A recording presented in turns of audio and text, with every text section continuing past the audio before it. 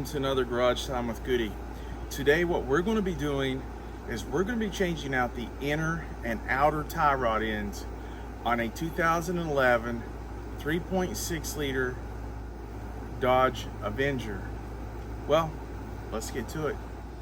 First step, you're going to want to jack the car up about an inch off the ground, and then you're going to want to put a jack stand underneath there for your safety. Okay, then you put the jack stand underneath here. That way, if the jack fails, the jack stand will secure the car. I'm going to be showing you how to change the inner and outer tie rod ends on the passenger side, but it's exactly the same on the driver's side. So to save time, I'm just going to show you how to do it on this one side. Next, I'm going to take the lug nuts off the tire. Now I'm going to just take this tire off, set it to the side. First thing you're going to want to do is remove the outer tie rod end. And what I have here, you'll see that there is a flat space made on the end of the outer tie rod. I'm going to put a box wrench, it's a 3/4 of an inch, and a 7/8 wrench on this inner nut here. And that is going to loosen up this nut. It has an 18 millimeter nut that needs to come off. I'm going to use a deep well with an impact gun. Now some of these have a cotter pin. This one does not. Came off pretty easy.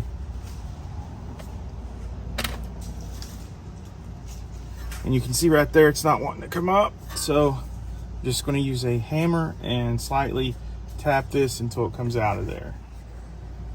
All right, now once you have this nut off of there, I'm going to take this hammer and I'm going to hit the bottom of this.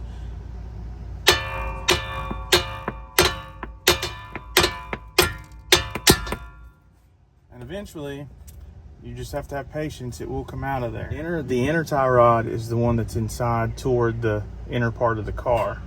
Now usually you can't move them this easy, it would stay in the air. See how this is just flopping all over the place. This bearing here, the boot's busted in multiple places and it just wiggles all over the place. What you want to do when you go to put the new tie rod on, you're going to want to count how many times this spins off.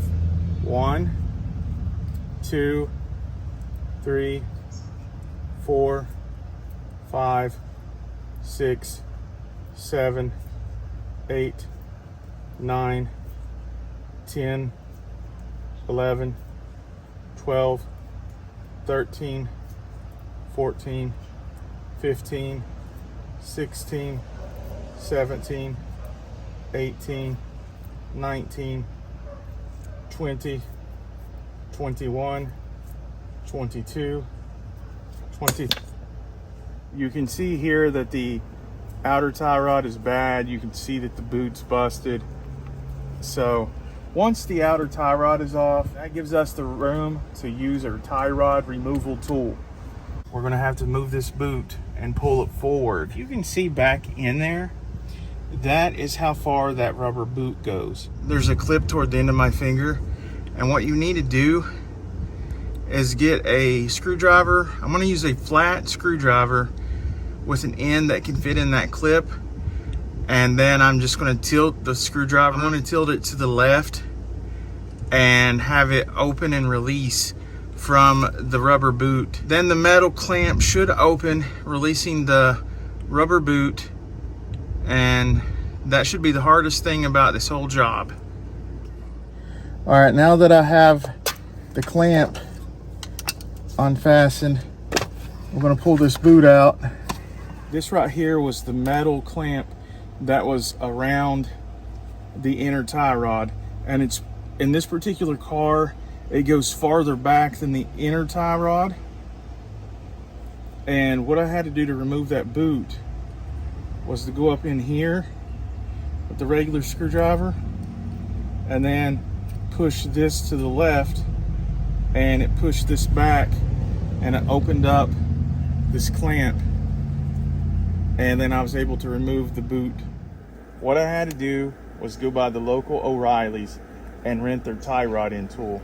On one end, you can see it's going to fit on my ratchet, and on the other end it has this, and it has a band where you can insert one of these, and this is basically a socket for the pipe, and you're going to want to size this up with your tie rod in. So what I'm going to do first, I am going to be using 1 5/16 socket. I'm going to put it on the end of the inner tie rod to where it looks like that. Now I'm going to match up the end of this tool right here, and I'm going to match up the end with this.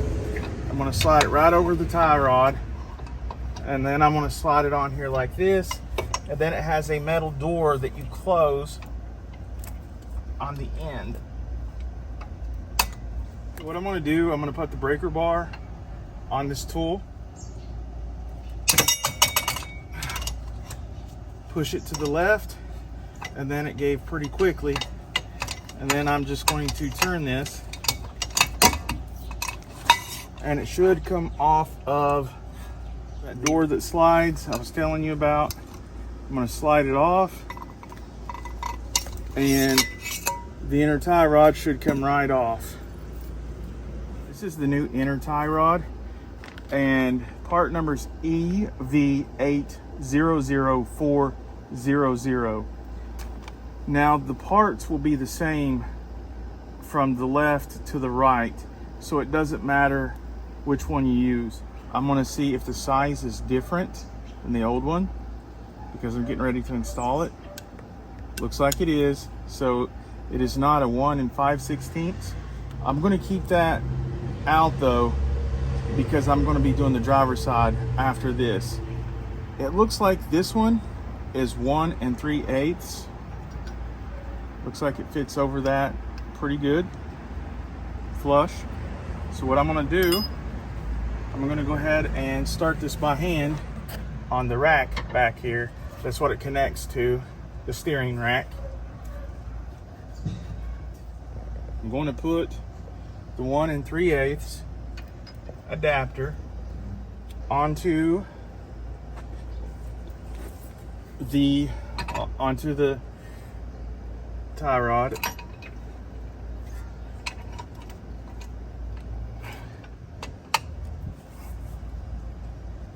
I'm gonna put this on here. Now that the inner tie rod is installed, I'm gonna go ahead and install the new boot.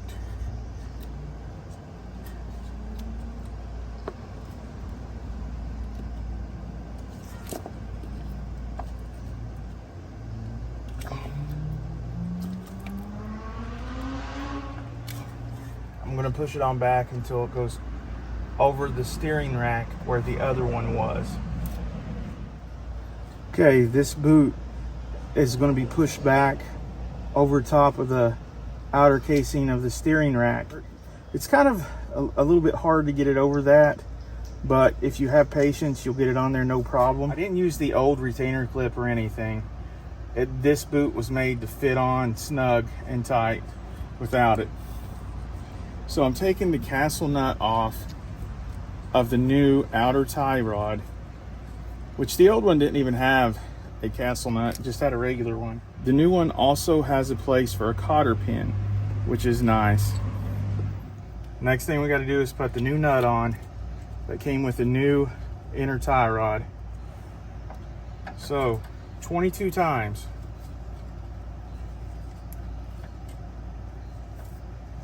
1, 2, 3, 4, 5, 6, 7, 8, 9, 10, 11, 12, 13, 14, 15, 16, 17, 18, 19, 20, 21, 22, and a half.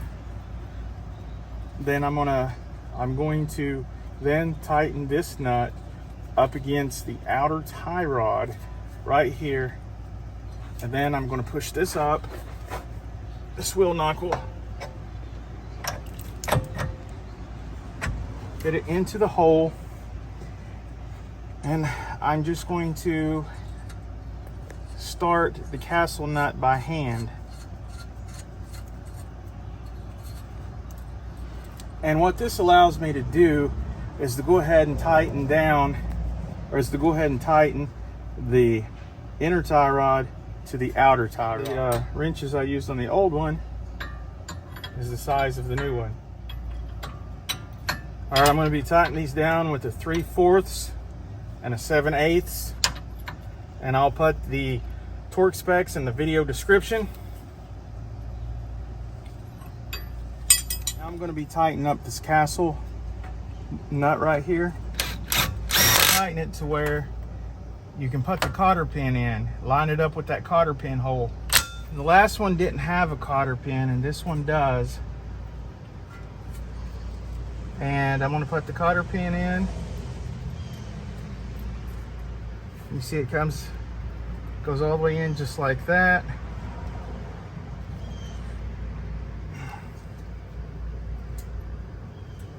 And then you'll bend it to the right and then to the left, kind of like that.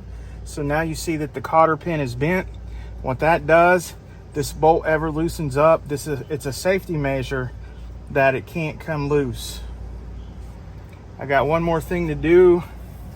I'm going to go ahead and put the grease fitting onto the top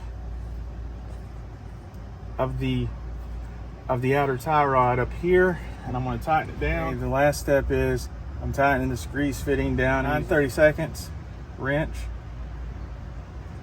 And don't tighten it down too tight.